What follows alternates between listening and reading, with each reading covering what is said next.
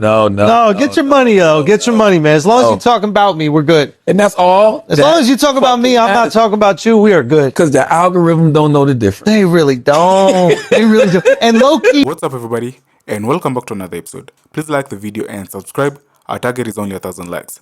So Andrew Schulz has seemingly responded to Kendrick Lamar's white comedian call-out on his new album, GNX.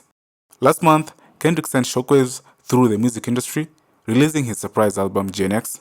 Fans quickly picked up on a lyric in the album's opening track, Worked Out Murals, where K-Dot called out white comedians speaking on black women. Though Kendrick didn't name a specific comedian, Schulz, who got hit earlier this year for his take on the black girlfriend defect, apparently interpreted the lyric as a direct shot. On a recent episode of his podcast, Schulz suggested that Kendrick was hypocritical for calling out white comedians for speaking on black women. They're on a phenomenal press tour for the life. What'd you do this week, man? Breakfast Club, man. That's the one I know about. You did Breakfast Club. Breakfast Club was fire. You did Shay Shay. I did Shay Shay. That was dope. Man, I did Shay Shay, I think, last week, actually. Was it last week or a couple weeks ago? Then it finally came out. So a bunch of these I recorded before. I did, I shout out to Letty, man. I did that. Oh, Letty, you did Brown Bag? She's You did the Brown best, Bag? yo. They're great. They got a great crew. And I went to the WWE. That was cool as hell. WWE was fantastic. I ain't gonna lie. I wanted you to send that to somebody, man. Yeah. Only here's the thing. Yeah.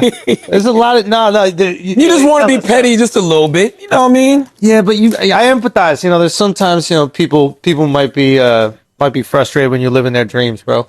And exactly. Trust me. And here's the thing: like, I'm not living your dreams. I'm living my life. Living your life. That's but that's always the best reply. Yeah. Because here's the thing: no matter how much somebody doesn't like you, there's always a tens of thousands, hundreds of thousands, millions of other people who do. Man. And that's the best. It felt good. But I was telling shows before we started the pod, it's like, you can have a show, right? Like The Life is out. The Life was number 2 on Netflix. Yeah, we were number 2 on Netflix, and then we were the number 1 comedy special in the world. Yes.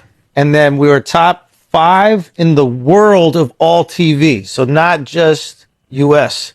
But and that shit was crazy. That was insane. So when you do that, yeah, and then you do all of the great press that you're doing, yeah, you can't expect to go online and see videos of people actually saying good things. They're not going to do that. They're not going to be no reaction videos that give it up and be like, man, you know what? I really enjoyed The Life. You know what? I really enjoyed him on Shay Shay. I really enjoyed him on, Breakfast Club. They're not going to do that. There's no money in that. No. There's no views in that. No, get your money, Get your money, man. As long as you're talking about me, we're good. And that's all. As long as you talk about me, I'm not talking about you. We are good. Because the algorithm don't know the difference. They really don't. They really do. And low key, all I got to do is bring people back to the special. And then once you watch the special, you make your decision stuff right there. Hate watch. Hey. Yo, people always pay the same price of admission. Howard Stern said that a long time ago. There was a study that shows people who didn't like Howard Stern watched 3 times as much than people who actually did. So what's don't like? Because it sounds like you like haters. Cat Williams said it a long time ago. Hate is just confused admiration. Ooh. It's okay. It's okay. And you know what? Prophets let people convert. That's right. What was your favorite one? What did you learn? Oh God! You're a podcast host too. So this is the thing. I'm learning so much about I never cared to be famous. I knew being famous would be a byproduct of my goals with comedy, which is to be the greatest, right? So, but I never cared to be famous. So I never tried to learn what it was to be famous or that kind of thing. So I didn't realize how offensive you have to be with fame. Explain. The second your name garners views, people will use your name to get views and make a living and react to your stuff, whatever like that. Obviously we know there's so much reaction content out right now. And there's another thing just about reaction content in general. It's it's very popular. It is what it is. It's very popular. But and then once you get to a certain amount of followers and a certain amount of success, people will use your name for those views. And that's part of being successful. You have to pay the cost of that. But my reaction to that was just I'm just going to ignore it and keep on putting out art.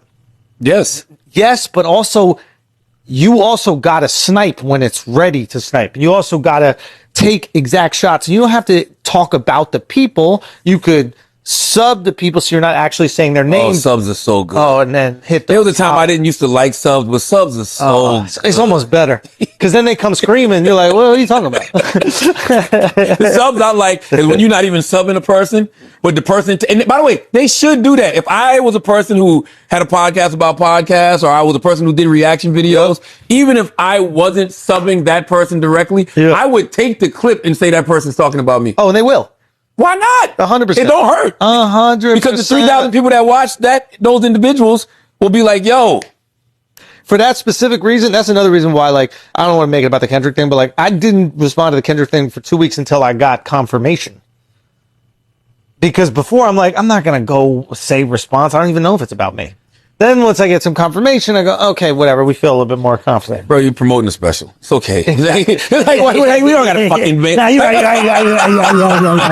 Why are we complicating this? Yeah, Like, right, somebody right. said that to me the other day. They were talking about, we were talking about Stephen A. Smith, and they were saying how Stephen A. Smith is going on this press tour for LeBron. And, you know, they was like, Andrew's still talking about Kendrick, whatever. I'm like, why not? Well, they're asking me. And that's what I said. Yeah, I was like, yo, when Stephen A's going on these platforms, they're asking him. When Andrew's going on these platforms, they're asking Andrew. But why wouldn't you? So here's the thing. And by the way, you're talking about two of the greatest goats of all time in their field. Right. So you got LeBron in the NBA. Why wouldn't Stephen A talk about it? You got Kendrick in rap. Why wouldn't people ask you about it? Why wouldn't you talk about it? Every single person can ask me 100%. Okay. So what I was saying about like being offensive, right? So knowing when you got to like take shots at certain people and like squash certain narratives. And me, for the most part, I kind of just ignored it. I was like, I'm just going to keep on putting out great shit and think that's what it is. That only works for your core fans. The casuals really only consume the hate. They only know you from that. Somebody might only know you from that. They only know you for the hate. So you almost have empathy for their perspective on you because all they know is a headline and like a line that you say out of context, right? And I'm that way with people. That's how I think of Meghan Markle. Meghan Markle could be the nicest woman on the planet. I only know a headline and something she says out of context, and I'm like, what a raging Jesus Christ. I don't know. That's why that's why they don't like you. No, I'm calling myself out. I'm calling myself out. They're going to take the clip, and all you're going to hear is Andrew Schulz calls Meghan Markle a raging B-word. Damn, bro. God damn. What the hell? I understand what you're trying to explain, but shit. So, and then here's another thing I realized, right? So it's like, I brought all these like I try to bring all these different people on my podcast, right? And I'm like, one, because I'm really curious about different people and I want other perspectives. And then there's another part of it, where it's like, I want people to know that about me, that I am curious in all these different perspectives, right? Casuals don't listen to your pod. No. They only consume what hits their airwaves. So I realized when I was going to all these different pods, like the best conversations are the ones where that person thinks I am one way and then we get to discuss it. Because what you think of me, if you're just like reading headlines and that kind of stuff, you find out is quite different once we sit down and have a conversation. And then they get mad because they like you. Then they get mad because they feel like they actually understand you. But what you said about that's the difference. Sorry to cut you between like for example, when Shannon's putting out clips on the internet, it's the casuals that already think a way about me or attach themselves to the clip, and then you look at the episode and the reactions are completely different because it's people actually listening to the conversation and getting this like holistic view. So now I realize like I got to go out there and I got to do more of these pods. I got to do other people's stuff, but I'm the last year, I'm like, I'm busy. I'm touring. I'm doing pods, and I'm a dad. So where's this time? That is a very interesting perspective. I feel like, personally, and I could be wrong about this, I don't feel like you should go on any of the runs unless you're actually promoting something. But the reality is we're always promoting something. Like, if we wanted to, we could go out and promote Brilliant Idiots all day. You could promote Flagrant all day. Like, you know, I'm on Breakfast Club every morning. We could. I got books.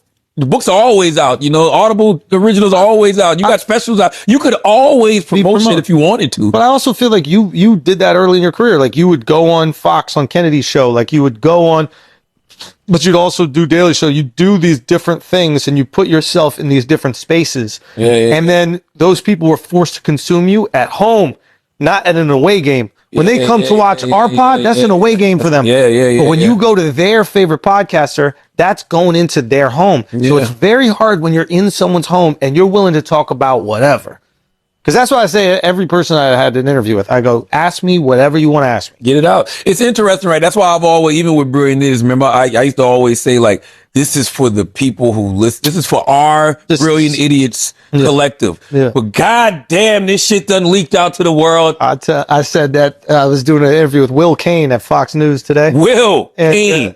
And I told him, and I said something to the Fox News people. I was like, listen, whatever one of you is assigned to the Brilliant Idiots podcast. Thank you. You're doing a fantastic job. But low key, to Will's credit, he said that he was like, I think you guys are the most important show in politics right now. Get the fuck out of here. Yeah, I'm like, what's it calling it? But he's like, paraphrasing it, but he's essentially like, you guys are friends that are having good faith conversations about political issues instead of two different teams that are trying to win. Dunk on each other. Yes. Yeah. And he's right though. That's true. Somebody at MSNBC told me that. I'm not going to say her name because I don't know if she wants to be put out there like that. But she said the same thing. Who? I don't want to say, but I think I sent it to you. I think I told you about it. Yeah, she said the same thing for that exact same reason. Yeah. And listen, I don't know if that's true or not. You know, I enjoy doing anything. I go to Breakfast Club every day. You know why? Because I enjoy doing that. Because whatever's happening in that room is a good faith conversation. That shit was fun, bro. I love doing Brilliant Idiots because whatever's happening here is a good faith conversation. Yeah. Like these are people that I talk to all the time. Me, Schulz, Chris, Taylor. Like that's actually what gets you in trouble. Bro, what is? When you're just too comfortable. Yeah. It's the best entertainment. Because you start getting loose and you stop being protective of what you say. And then once you're really being loose, what you say can be, set out of context. But in retrospect, like I'm thinking about all these things, like when Ryan Clark put out that 10-minute soliloquy. You got to go on the pivot, Joe. No, that's immediately. I'm like, I should have immediately been like, all right, let's discuss it. Let's go on the pivot. You have a lot of opinions on me. Why don't we have a conversation about those opinions? Yeah. I should go. Did they reach out? You know what's funny? It's like I think Shahidi is involved in it. And who the fuck is that? I think he's the guy he runs Nelk and he runs a few other pods. So he was asking me way early on. But since then, no, they haven't. But absolutely. All the reason I said that because I've heard you mention him. I heard you mentioned him on Breakfast Club. You mentioned him on Shay Shay. Yeah. I think I want to go. I think you and Ryan would have a fantastic conversation. It's the same thing that we do with every one of these people. It's like, of course, we're going to have a good conversation because I'm not there to make you look stupid. I'm going to listen to what you have to say.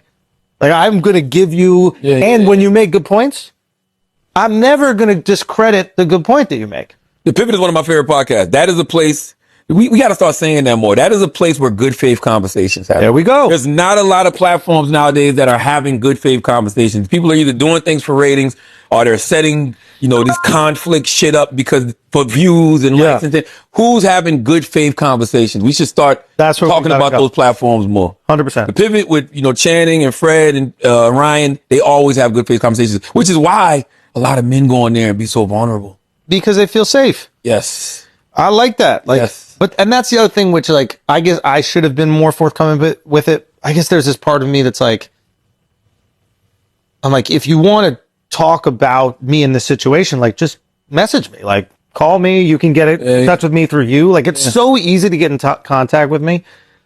So when there isn't that effort to get in contact with me, I'm like, oh, you guys are just going after clout. Because you could talk to me and I would come on your pod and I would talk to you. There's not a person I won't sit down and talk to. Yeah. If they've built something. If you're just a random person with a fucking TikTok account, just bickering, you haven't built something to justify the conversation. If you're someone who's built something, I admire that. If you're putting things out every single week and you're willing to be judged by the world, I admire that. It's noticeable. I mean, listen, here's the thing. You're only going to talk about somebody you respect.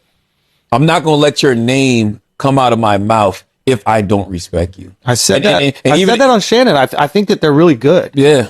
I compliment it. I said this about Kendrick too. I admire people who put out art to be judged. That's a vulnerable, scary thing to do. Yeah. I admire that. Do I disagree on certain things? Yeah. But I still admire, if you're a reaction channel, most of you have never put out something to be judged. You don't know what it's like to work really hard on something, give it out there to the world for them to hate it or love it. That's a vulnerable, scary thing. You just hate things. I was thinking about that the other day. Me and Ak was having a conversation, and I was thinking about why don't I respect the reaction channels anymore? I used to enjoy them for entertainment. And that was what the reason was. There's no vulnerability in it. Not only is there no vulnerability, No art, yeah. You know why we love First Take? You know why we love, like, we'll watch Fox Sports? Yeah. Because they'll have people on there who've actually either played the game or been so involved in the game that you respect what they're saying. It's a reason that, like, a podcast like the R&B Money podcast with Tank and Jay Valentine works. Yeah. Because Tank was an R&B star. Jay Valentine's a producer or a writer. Like, they've had actual success. So when they talk about the game in the industry, you listen. And that's why when they, like the L.A. Reid, Smokey Robinson's go on there and have conversations, it's a different vulnerability they have with those guys because they respect them and what they've done. The reason, like, you know, you watch some of these reaction channels or you know, watch some of these podcasts about podcasts, you like, you don't even know what you're talking about. And you haven't even had the success of any of the people that you're talking about. And you haven't even felt the judgment when At you all. do put yourself out there. Like, it's a very comfortable, like, low risk position to just shit on things. It is the lowest risk. It's low risk, high reward. Oh, yeah. If it hits, it hits. That's why everybody does it. It's the easiest form of content. I'm going to sit down and people are going to try hard on things and I'm going to shit on them when they fail. And I'll never congratulate them when they succeed. No. Because there's no money in it. You should thank us. When y'all succeed, Yeah. you should literally at least twice a year say, thank you. You're welcome. To everybody that you're talking about. Yeah, 100%. To me. But, it was enjoyable, man. One thing I enjoyed about the Club Shay Shay